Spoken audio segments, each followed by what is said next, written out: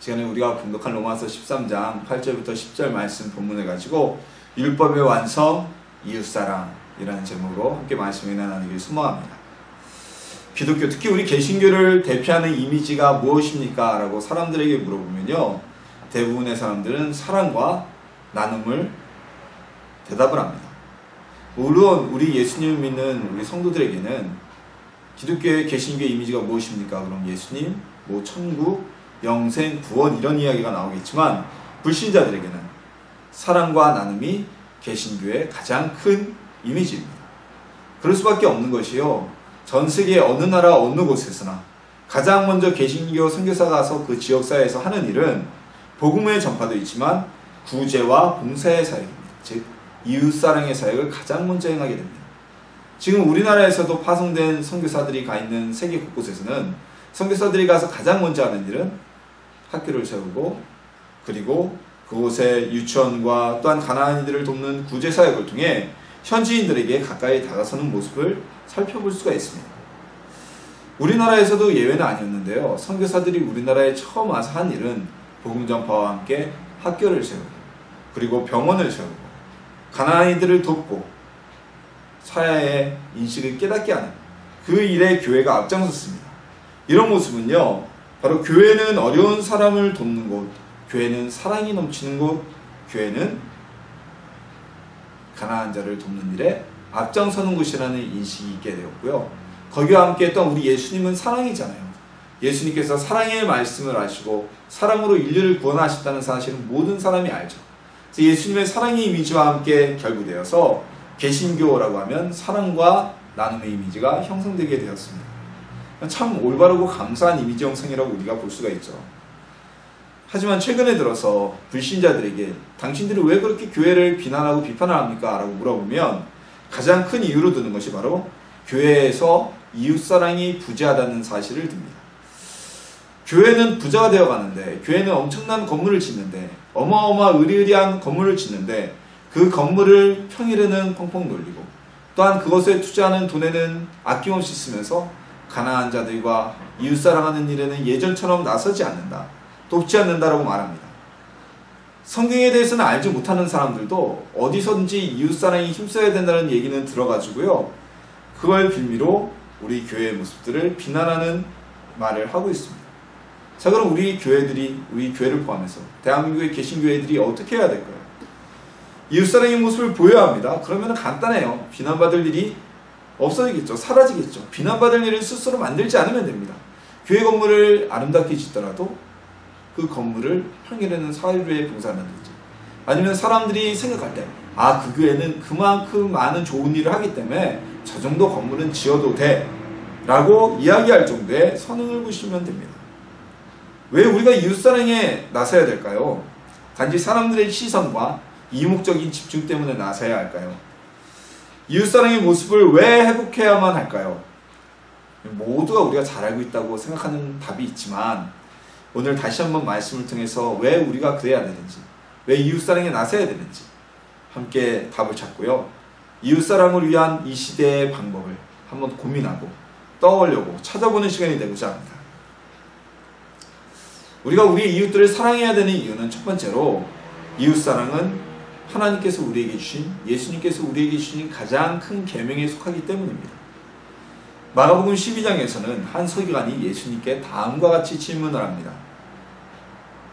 선생님이여, 가장 큰 계명이 무엇이 있겠습니까? 자, 우리가 계명이라고 하면 기본적으로 우리 10계명을 얘기를 하죠. 하나님께서 모세에게 주신 10가지 계명, 하나님과 우리와의 관계, 우리와 이웃과의 관계를 정해주신 이 10계명을 중심으로 계명이 쭉 나열되어 있습니다. 자, 그런데 이 중에 가장 큰 계명이 무엇이냐고 서기관이 물어본 겁니까? 그러자 예수님께서는 다음과 같이 답변하셨습니다. 첫째는 이것이니, 이스라엘아 들으라. 주 곧 우리 하나님은 유일한 주시라.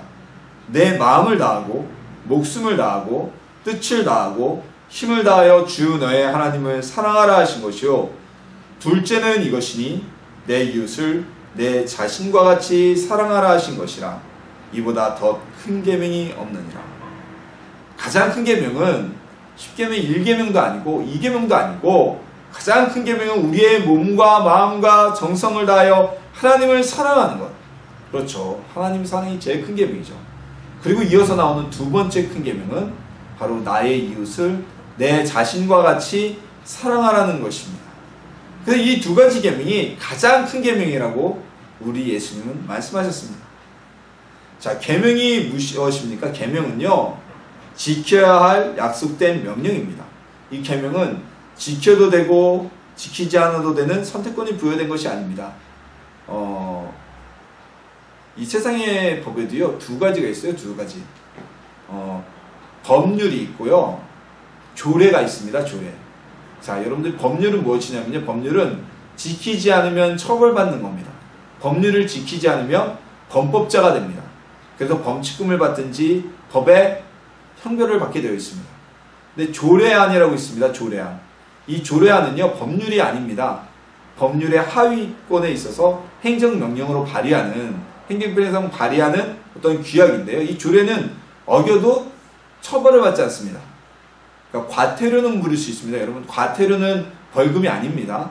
과태료는 조례안 같은 이 조례를 지키지 않았기 때문에 부과되는 어떤 수수료 같은 개념이지, 약속을 어긴 것에 대한 수수료 개념이지, 조례안을 과태료를 얼마를 밀렸고 과태료를 체납을 하고 평생 갚지 않는다고 해도 그 사람이 다른 처벌을 받지 않아요. 물론 재산상의 경매는 들어가겠지만, 하지만 벌금은 다릅니다.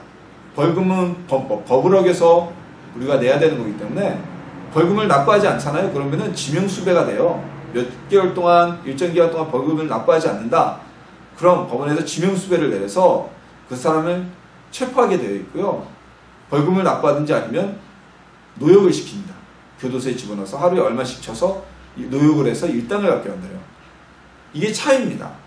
그러니까 계명이란 것은 법률입니다. 약속된 명령입니다. 이 약속된 명령은 지켜도 되고 안 지켜도 되는 게 아닙니다. 이건 꼭 지켜야 될 명령이라는 것입니다. 구원을 위해서 우리가 꼭 지켜야 되는 것입니다. 자, 예수님께서는 십계명을 포함한 수많은 계명과 율례들 중에서 가장 큰 계명으로 이웃사랑을 말씀하셨습니다. 하나님 사랑과 이웃사랑을 나란히 두셨습니다. 이웃사랑이 우리에게 주어진 가장 큰 계명입니다. 한 부자 청년이 예수님께 나옵니다. 그리고 예수님께 묻습니다. 선생님이요, 제가 어떻게 해야 구원을 얻으리까? 예수님께서 말씀하십니다. 내가 율법의 계명을 다 지키면, 율법을 지키면 네가 구원을 얻으리라. 그러자 이 청년이 자신만만하게 얘기를 합니다. 선생님이요, 제가 모든 계명을 다 지켰습니다. 그러자 예수님께서 다시 한번 말씀하십니다. 그래, 네가 온전하여 영생을 얻고자 할진대 가서 내 소유를 팔아 가난한 자들에게 주라. 그리하면 하늘에서 보화가 내게 있으리라. 그리고 와서 나를 따르라고 말씀하셨어요. 이 말씀을 들은 이 부자 청년은 근심하여 돌아가고 결국은 예수님을 따르지 못했고 영생을 포기하게 되었습니다. 이웃을 사랑하는 것은요, 구원을 위한 필수 요소입니다. 이 청년, 실질적으로 계명을 다 지키지 못했겠죠. 그럼에도 불구하고 자신이 깨닫지 못하자 예수님은 가장 큰 계명인 이웃사랑을 말씀하셨던 겁니다. 그러나 이 청년은 결국 이웃사랑의 계명을 실천하지 못합니다. 우리가 율법을 다 지켰다고 하여도, 십계명을 다 지키며 살았다고 할지라도 이웃을 사랑하지 않는다면 우리에게 구원의 길은 열리지 않습니다. 다시 말해서 기도를 열심히 하고 성경을 많이 외우고 성경 요절을 잔뜩 외우고 교회에서 봉사하고 헌신하고 하였다 할지라도 예수님을 따를 수 없다는 겁니다. 이웃사랑을 하지 않으면. 제자가 아니며 제자가 아닌 사람은 구원에 이르지 못할 수밖에 없습니다. 예수님의 제자, 주님이 제자에게 말씀하셨잖아요. 가서 내가 너에게 전한 말을 그들에게 가르쳐 지키게 하고 그들도 모든 사람으로 제자가 되게 하라. 제자가 아니고선 구원을 받을 자격이 없다는 말씀입니다. 이웃사랑은요, 하나님께서 우리에게 주시고 예수님께서 정의해 주신 가장 큰 사랑 중에 하나입니다. 하나님을 사랑하는 만큼 이웃도 사랑하는 성도님들이 되시길 원합니다. 이것이 우리 성도가 해야 될 일입니다. 가장 큰 하나님의 계명을 지키는 성도가 되기를 주님의 이름으로 소망합니다. 또한 우리가 이웃사랑을 실천해야 되는 두 번째 이유는요, 이것이 바로 하나님께서 원하시는 일이기 때문입니다. 오늘 우리가 봉독한 본문에도 나와 있지만 10계명 중에 5계명은 이웃에 대한 계명이었습니다. 간음하지 말라, 살인하지 말라, 도둑질하지 말라, 탐내지 말라 하는 것과 그 외에 다른 계명이 있을지라도 내 이웃을 내 자신과 같이 사랑하라. 하나님께서 인류에게 주신, 모세에게 주신 가장 기준이 되는 10계명 중에도 5계명이 우리와 이웃과의 관계에 대한 계명입니다. 이것은 하나님과 우리와의 관계만큼 우리와 우리 이웃과의 관계가 구원에 영향을 미친다는 것을 의미합니다. 우리 성도들이 착각하기 쉬운 것 중에 하나가 하나님과의 관계만 좋으면 사람과의 관계는 차선으로 밀어도 된다. 하나님과의 관계가 좋으면 사람과의 관계는 좀 안 좋아도 좋다고 생각한다는 것입니다. 큰 착각이죠. 예수님께서는요, 이 착각에 대해서 분명히 잘못된 것이라고 지적하여 주셨습니다. 너희는 이르되 누구든지 아버지에게나 어머니에게나 말하기를 내가 드려 유익하게 할 것이 하나님께 드림이 되었다고 하기만 하면 그 부모를 공경할 것이 없다 하여 너희의 전통으로 하나님의 말씀을 폐하는도다. 하나님께 내가 선한 바 되었다 해서 부모에 대한 마땅한 공경과 봉양을 하지 않고 하나님만 섬긴다고 하면 하나님이 그 섬김을 받으시겠느냐? 오히려 그들은 하나님의 말씀과 가르치심을 폐하고 업신여기는 자라고 말씀하시는 겁니다. 이 말씀은 단지 부모와 자녀 간의 이 관계뿐만이 아니라 우리와 이웃과의 관계에도 동일하게 이어지는 말씀입니다. 제가 전에도 한번 설교 시간에 예화를 들었는데요.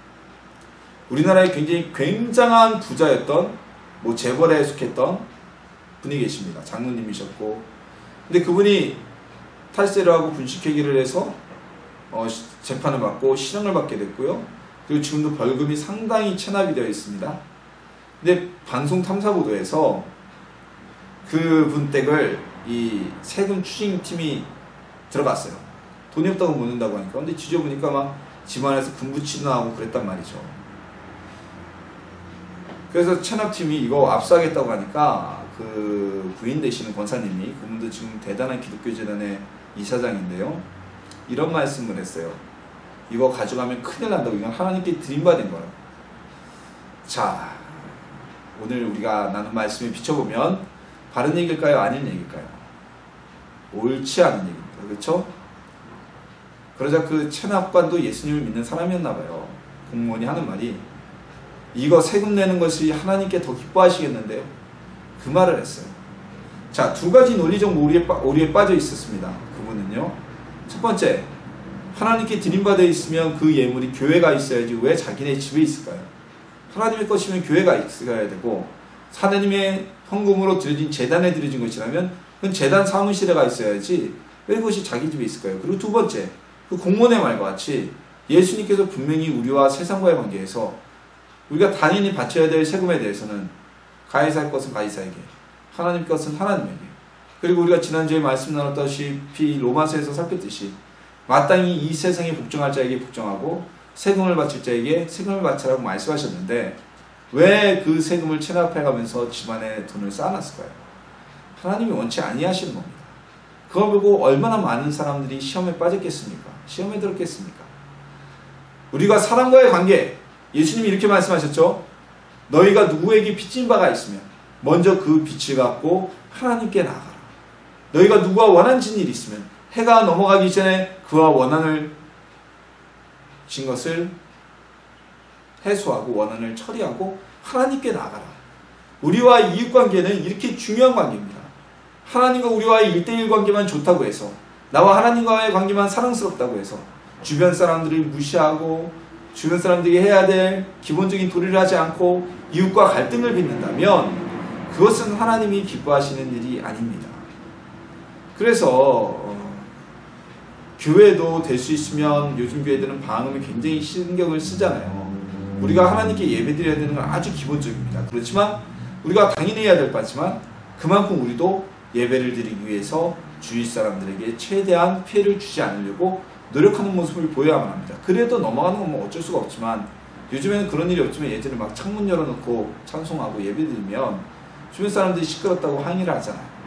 그래도 간혹가다 그러다 보면 그들이 구원 얻는다고 이것도 복음 전파라고 하는 분들이 있었는데, 그렇게 이웃에게 피해를 주면서까지 할 필요는 없다는 거죠. 또한 예수님께서는 선한 사마리아 사람의 비유를 통해서 하나님을 섬기는 사람들이 해야 될 이웃에 대한 사랑에 대해서 말씀하고 계십니다. 어땠습니까? 제사장이 강도 만난 자를 쳐다보고 그냥 지나쳐 버렸습니다. 레위인이 강도 만난 자를 보고 또 그냥 지나쳤습니다. 제사장과 레위인은 하나님의 일을 하기 위해서 쓰임받고 선택받은 족속들입니다. 지파들입니다.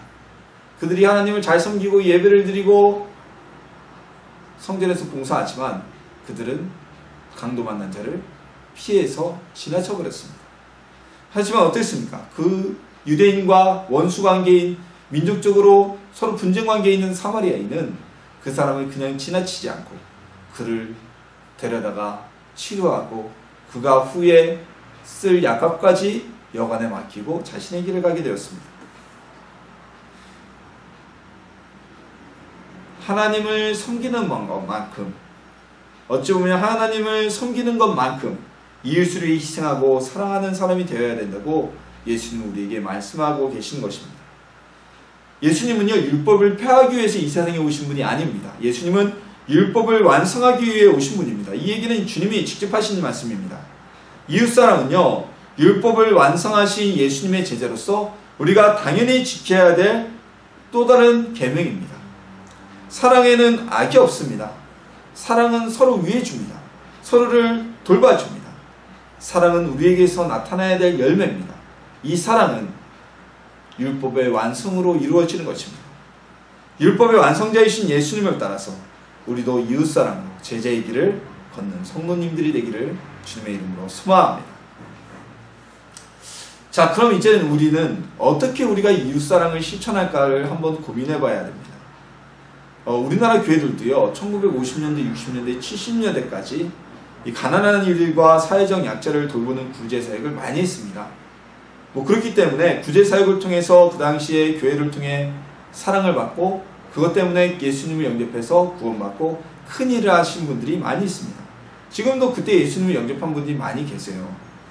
그런데 지금은요, 그때와는 시대상이 조금 달라졌죠. 이제는 5, 60년대, 70년대처럼 끼니를 걱정하는 이웃을 우리가 찾기가 사실 참 쉽지는 않습니다. 옛날에는요, 교회에서 미국에서 보내온 구제 의류를 교회에서 나눠주면 사람들이 막 그것 받기 위해서 모여들었어요. 그리고 국빈층에게 쌀을 갖다 구제하기도 했습니다. 하지만 오늘날처럼 사회보장제도, 사회복지제도가 잘 발달되면서 이제는 기초적인 생활 유지는 국가에서 어느 정도 책임을 지고 있습니다. 사회보장제도의 혜택을 받지 못한 아주 극소수의 그런 분들 외에는 교회에서 주는 구제보다 대부분은 국가에서 받는 도움을 더 좋아하는 이들이 대다수입니다. 국가에서 거택보호 대상자가 되면요, 한 달에 쌀이 가족이 먹을 만한 쌀이 다 나오고요, 생활보조금으로 몇 년 전에 제가 들었을 때 40몇만 원의 보조금도 나오게 돼요. 물론 그걸로 턱도 없지만 교회에서 20kg짜리 40kg짜리 쌀 한 포대 팔아주는 것보다 훨씬 더 많은 혜택을 받게 됩니다.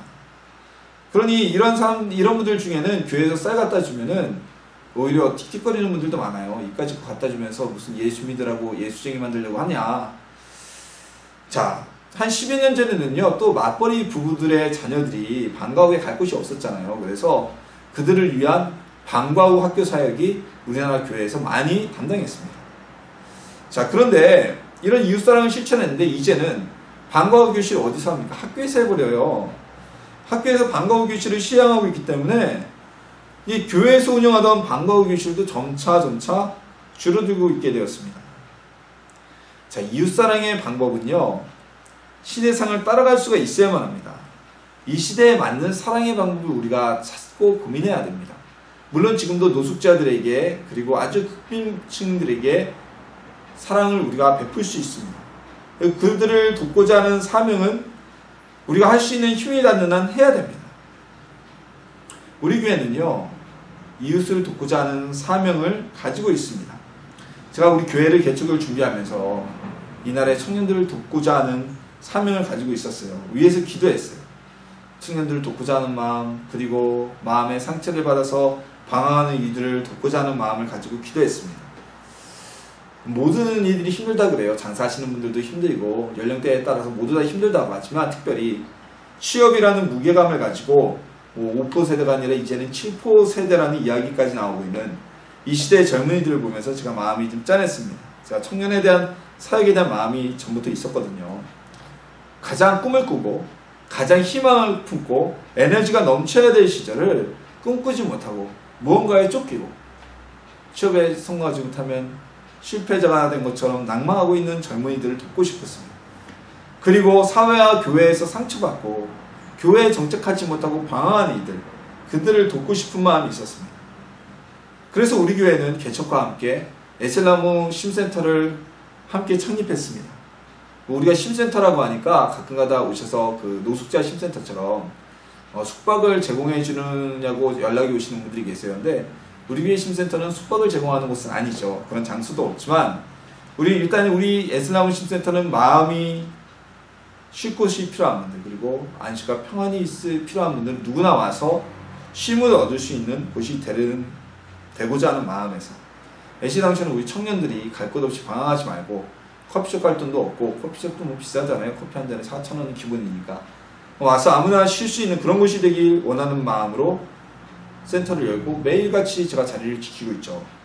그리고 저도 그에 준하는 준비된 그릇이 되기 위해서 대학원 상담학 과정에 진행해서 지금도 계속 공부를 하고 있습니다. 교회는요, 힘이 닿는 한 도와야 됩니다. 성도는 힘이 닿는 한 구제해야 합니다. 또한 이 구제뿐만이 아니라 이웃사랑은 그들의 마음을 위로하고 돕는 데에도 포함되어 있는 겁니다. 단순히 가난한 사람들에게 빵을 주고 밥을 주는 게 아니라 마음이 아픈 자들, 풍요롭더라도 무언가 결여되고 궁핍한 자들에게 그 부족함을 채워주는 것, 이것이 바로 이웃사랑입니다.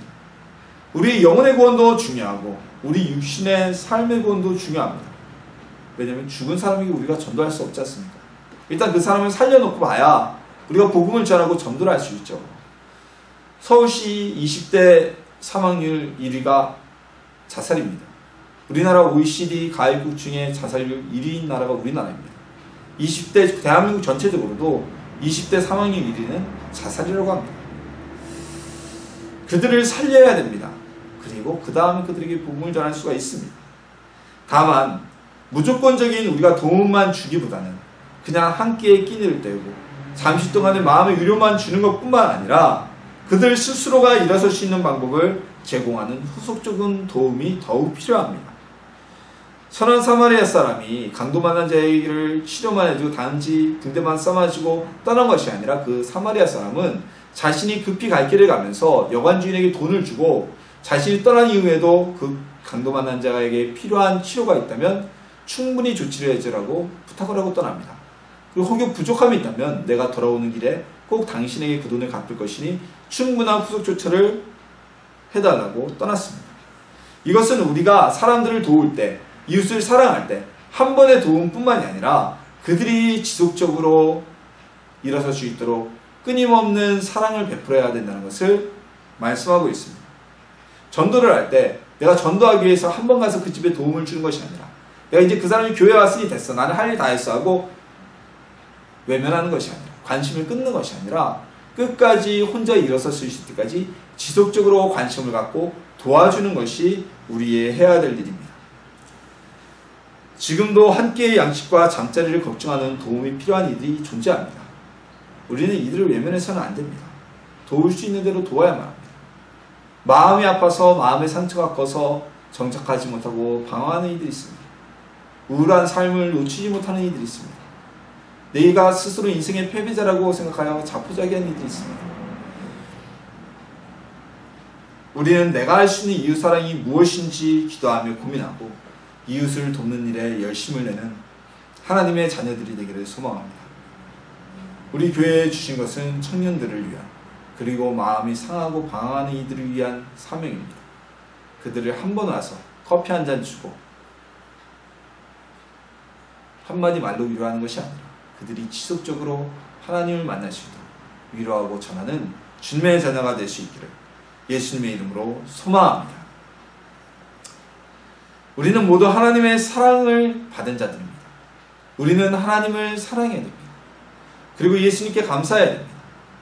그러나 우리가 구원을 받기 위해서는 또 하나 해야 될 일이 있는데 주님의 말씀을 따르는 게 가장 중요합니다. 하나님의 말씀대로 행하지 않는다면 모든 것은 아무런 의미가 없습니다. 주여 주여 하는 자마다 천국에 갈 것이 아니요 아버지의 뜻대로 행하는 자라야 구원을 얻으리라고 예수님이 말씀하셨습니다. 이웃사랑은 우리에게 주어진 가장 큰 계명입니다. 이웃사랑은 율법의 완성입니다. 하나님을 사랑하는 사람은 이웃도 사랑해야 됩니다. 이것은 예수님이 우리에게 하신 말씀입니다.